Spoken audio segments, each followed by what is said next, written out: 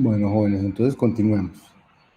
Entonces, hasta aquí hemos analizado funciones denominadas combinadores de acceso que procesan la colección produciendo un valor.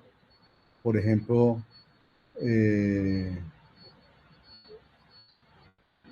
cogen una colección y devuelven un valor como la suma, o como el for left, pues, que acumula, que va acumulando y devuelve algo. Se llaman combinadores de acceso. Otras funciones como map, filter, se llaman combinadores de transformación, porque cogen una colección y devuelven otra colección. Los de acceso cogen una colección y devuelven algo valor. En cambio, los de transformación cogen una colección y la transforman en otra colección, como filter, como map, o como group by, esas cosas. Entonces, la paralelización automática de otras abstracciones, la paralización automática de esas necesita abstracciones más sofisticadas que las que hemos visto hasta ahora. Y entonces lo que vamos a ver es cómo hace Scala, qué es lo que provee, qué es lo que hay detrás de Scala para proveer esas colecciones paralelas. Entonces, para ello, primero miremos cuáles son las colecciones que Scala nos provee. Entonces, hay tres tipos básicos de colecciones que Scala provee, que son las secuencias, las asociaciones y los conjuntos. Entonces, ¿qué tienen las secuencias de especial? Son ordenadas en la posición 1, 2, 3, 4 y pueden ser consultadas usando un índice entero. Las asociaciones, como las vimos, son como parejas llave-valor y pueden ser consultadas a través de las llaves. Los conjuntos, en cambio, no tienen orden y se pueden consultar si un elemento hace parte o no del conjunto, no es lo que uno puede hacer. No puede preguntar quién es el primero del conjunto o el quinto del conjunto porque los conjuntos no tienen orden. Esas colecciones en escala pueden ser mutables o inmutables. Entonces, inmutables hemos visto, por ejemplo, las que no pueden ser modificadas una vez han sido creadas. Hemos visto las listas, los vectores, también hay como un tipo que llama los hash tree, o pueden ser mutables que pueden ser actualizadas luego de ser creadas, como los arreglos, o los hash map, o los conjuntos hash, pero nosotros no hemos trabajado con ellos. Pero las colecciones de escala se dividen en mutables e inmutables. En este curso hemos trabajado con colecciones mutables. Las colecciones de escala se transforman en colecciones paralelas usando el método par. Entonces, el punto par se vuelve una colección paralela. Las operaciones sobre estas colecciones paralelas se aceleran cuando se usan múltiples procesadores simultáneamente. La colección paralela comparte el mismo dataset que la original, no se copian los elementos y la conversión es rápida. O sea, las colecciones paralelas de escala están hechas para que ese punto par no sea costoso. Lo que pasó ahorita fue una cosa extraña, no sé si tenía algún problema en la memoria, alguna cosa, pero no es normal que el punto par se demore tanto.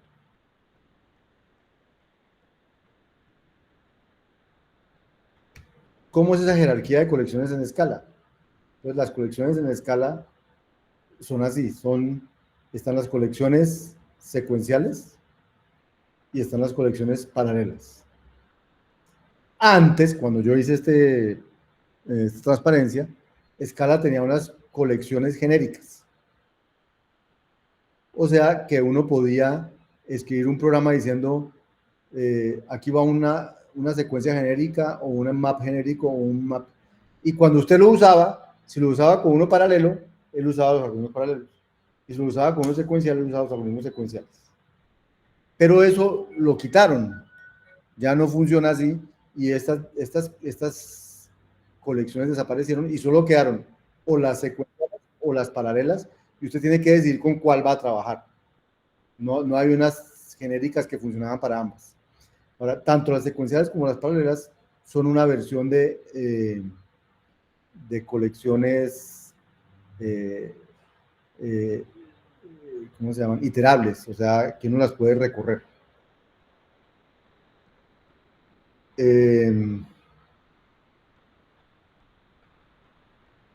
Y entonces, realmente, ¿qué hay detrás del paralelismo de datos? Hay unas abstracciones que se llaman divisores y combinadores. Para entender eso, que es lo último que vamos a hacer en este curso desde el punto de vista, llamémoslo teórico, en las clases. Entonces, vamos a tratar de entender las colecciones secuenciales de escala como abstracciones de iteradores y constructores, para luego hacer el paralelo y mostrar, el paralelo ya no de paralelismo, sino el paralelo académico, y mostrar que las colecciones paralelas de escala se implementan con dos abstracciones análogas a los iteradores y constructores, que son los divisores y combinadores. Entonces, voy a tratar de explicarles ahorita en abstracto qué es una colección en escala, y luego ver en abstracto qué es una cómo se construyen las colecciones paralelas. Pero no vamos a volvernos expertos en eso, solamente vamos a usar las colecciones paralelas. No vamos a construir colecciones paralelas, en cuyo caso sí tendríamos que conocer esto. Como tampoco en este curso no estamos interesados en crear nuevas colecciones secuenciales, en cuyo caso sería bueno entender qué es un iterador y qué es un constructor. Esto es más bien cultura general. Entonces, ¿qué son los iteradores? No me acuerdo si cuando yo les mostré, en otra clase les mostré la jerarquía de clases en escala y de las secuencias. Esperen, si yo la encuentro aquí y se las muestro de nuevo. Me parece que sería bueno mostrarles eso. Un segundo. Sesiones. Yo creo que aquí en esta, cuando vimos esta de colecciones,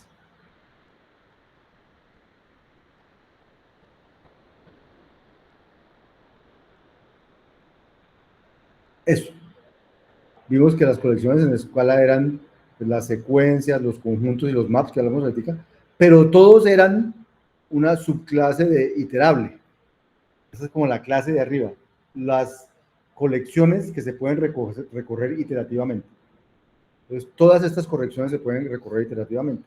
Las secuencias, las listas, todos los conjuntos, los maps, todos se pueden recorrer de alguna manera iterativa. Entonces, eso es lo que aquí llaman las iterables, y entonces esas iterables tienen dos métodos o dos abstracciones muy importantes, que son los iteradores y los constructores, iterators o builders, que son los que les quiero mostrar, porque las colecciones paralelas se construyeron análogamente a como se construyeron las secuenciales. Entonces, ¿qué es un iterador? Un iterador es un trait, es una especie de clase, pues, que está parametrizado en un tipo y que tiene dos métodos esenciales. Uno que se llama next, que devuelve algo del tipo A, y uno que se llama hasNext, que devuelve un booleano, ¿cierto? Y un iterador, que es entonces, un iterador es algo de este tipo, de tipo iterator de A. O sea que tiene al menos dos funciones, next y hasNext. Entonces, ¿qué es un iterador? Entonces tiene la función next, que se puede invocar solo si hasNext devuelve true. O sea, uno puede invocar next cuando hasNext devuelve true. Y una vez hasNext devuelve falso, sigue devolviendo falso y ya no se puede volver a invocar next. O sea que un iterador es una estructura, una colección que se puede recorrer con next, next, next, next, hasta que hasNext vuelve falso y ya no se puede recorrer más. Entonces, si yo quiero implementar for left sobre un iterador, ¿qué tendría que hacer? Entonces, fíjense lo que tendría que... For left, recibe un acumulado de tipo B, una función que coge acumulados y cosas de tipo A y devuelve cosas de tipo B, y al final devuelve todo de tipo B. Ese es el for left, ¿cierto? Entonces, ¿cómo se implementaría un for left? Por debajo. Dice, en ese, que es como el resultado, empiezo con el acumulado. Y mientras haya un siguiente, entonces en ese acumulo la función con el acumulado que llevaba y el próximo elemento. Entonces averiguo cuánto da eso y lo acumulo aquí. Y hago eso hasta que hasta que hasNext de false. Cuando hasNext de falso, quiere decir que esa estructura iterable ya la recorrí, ya tengo calculado el valor, devuelvo ese y ya devolví for left de eso. O sea, de esta manera es que está implementado el for left por debajo.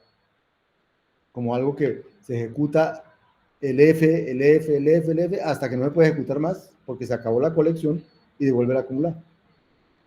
Eso es como un for left. ¿Listo? La otra abstracción que tienen los iteradores, las colecciones iterables, para poder funcionar, se llaman los builders. Entonces, ¿qué es un builder? Un builder es un trait que está parametrizado en el tipo A y el tipo rep. Ya les voy a contar. Entonces, tiene dos métodos, el método más igual y el método result.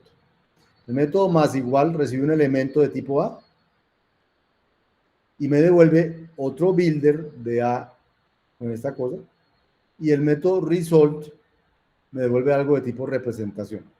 Entonces, ¿para qué sirven los builders? Los builders sirven para construir nuevas colecciones. ¿Cómo se construyen las colecciones? Las colecciones se construyen o metiéndoles elementos,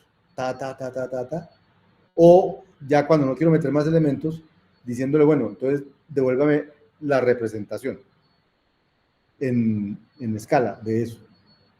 Entonces, por ejemplo, bueno, al invocar result, se devuelve una colección de tipo repre, o sea, repre es la colección que estoy construyendo. O sea, acuérdense de que los conjuntos, las maps, o sea, las secuencias, los conjuntos, todas esas cosas son subclases de builder, de iterable. Iterable tiene todas las cosas iterables tienen estos constructores. Y entonces, si yo cojo un builder, que es un constructor, y le invoco más igual, espérense que me devolví, más igual, entonces voy metiendo elementos en la estructura que estoy construyendo abstracta. Cuando ya no quiero meter más y digo result, entonces me devuelve la estructura concreta en esta representación que estuviera allí. Y ya no se puede volver a usar el más igual. Entonces, por ejemplo, ¿cómo se implementaría un filter usando new builder? Pues si yo quiero construir un filtro que dado un predicado me devuelve los elementos que cumplen con el predicado, entonces yo digo, bueno, entonces construyo se abre un nuevo constructor, y para cada X en la estructura que estoy recorriendo, si ese X cumple con el predicado, entonces le añado ese elemento a X, perdón, le añado X a B, al builder, le añado ese elemento al builder. Builder es un builder vacío, le voy añadiendo los elementos, y cuando haya terminado este for, entonces devuelvo b.result, devuelvo el resultado del builder, porque aquí le fui añadiendo X al constructor, le fui añadiendo elementos, y aquí digo, bueno, ya terminó, dígame qué elementos son los que quedan resultantes allí. Con esa abstracción se implementa, por ejemplo, el filter de todas las colecciones. Y con esta abstracción de antes se implementaba el for left de todas las colecciones. Así se implementaron las colecciones secuenciales. Entonces las colecciones paralelas las implementaron con dos abstracciones análogas. Una que se llama el divisor, el splitter, y otra que se llama el combinador. Entonces el splitter es como el iterador. O sea, el splitter me va a permitir digamos, saber cuántos elementos. O sea, la idea es que tengo una colección que quiero partir en varias.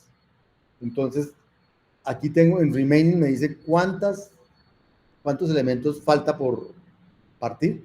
Y el split, la función split, lo que hace es de coger la colección que tengo y partirla en una secuencia de colecciones que se llaman splitters.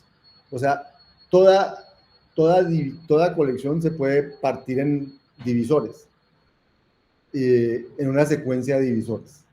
Entonces, cuando se invoca en este trade, se invoca split, el divisor original queda en estado indefinido. O sea, ya una vez se invoca split, no se puede volver a partir la colección. Y devuelve una secuencia de splitters.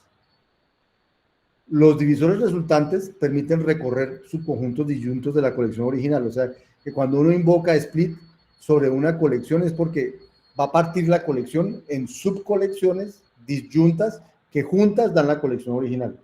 O sea, un splitter es algo que me coge una estructura, una colección, y me la parte en subcolecciones. Y en remaining devuelve el número de elementos restantes en la colección original. Y split debe ser un método eficiente, de orden logaritmo n o mejor, para que pueda ser usado. Si no, hacer operaciones va a ser muy costoso. Entonces, ¿para qué sirve el splitter? Para implementar operaciones como el fold.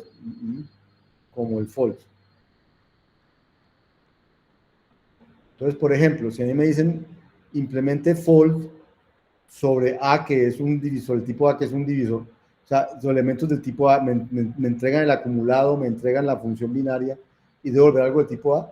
Entonces yo pregunto si el splitter es menor que si los elementos que hay en el splitter son menores que el umbral, entonces ya no lo divida más, sino que haga el fold left sobre él. Pero si los elementos que quedan en el splitter son mayores que el umbral, entonces llame a split aquí, llame a split, y para cada elemento que haya devuelto el split, entonces haga la tarea división.fold, o sea, aplíquele fold a cada uno de esos, a cada uno de esos divisores. Y luego, eso lo guarda en divisiones. Entonces, en divisiones guardó el resultado de aplicar la tarea fold a cada pedacito en que partió el splitter, en que el splitter se partió la colección. Y luego coge entonces y aplica a esa colección, le aplica un map con join. Eso quiere decir que espera que cada tarea termine. Y una vez cada tarea termine, entonces a los resultados que hay allí, les hace fold left con la función f. Entonces, es decir, cogió la colección, la partió en pedazos, a cada uno le aplicó fold, y luego cuando terminaron, a los resultados de cada uno le volvió a aplicar fold. Y ese es el resultado total del fold. Más o menos. Eso es algo que tienen que asimilar con tranquilidad. Pero no les voy a preguntar de esto ni en el examen, ni esas cosas. Es una parte, quiero contarles lo que hay por debajo, que tiene bastante abstracción. La segunda abstracción que usan para construir las colecciones paralelas son los son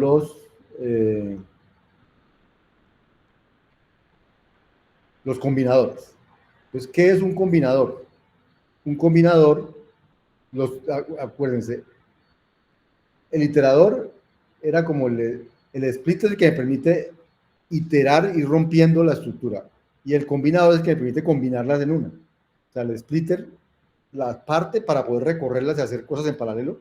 El combinador combina para dar un resultado. Entonces, ¿qué hace el combinador? El combinador combina algo con algo que me entra. O sea, combina lo que tengo, o sea, recibe un combinador y vuelve otro combinador. O sea, combina dos cosas, dos combinadores. ¿Sí?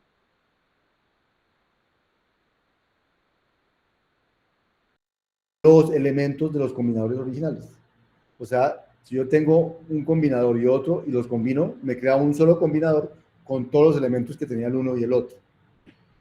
¿Sí? Al invocar combine, los combiners originales quedan en estado indefinido y no se pueden volver a usar. Combinar debe ser un método eficiente, si no, no sirve.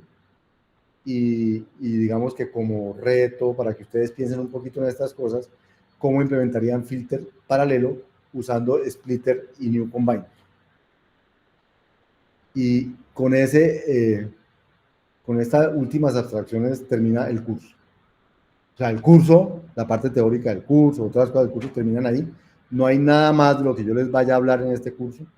Lo único que queda en este curso es hacer el taller 5 y nada de lo que vamos a hacer depende de esta última parte, que la vi rápido, no entro en detalle de ella, porque no quiero que gasten mucho tiempo en eso, porque el objetivo de este curso es usar lo que hay, no fabricar colecciones paralelas ni colecciones secuenciales. Entonces, aquí terminamos lo que es este curso.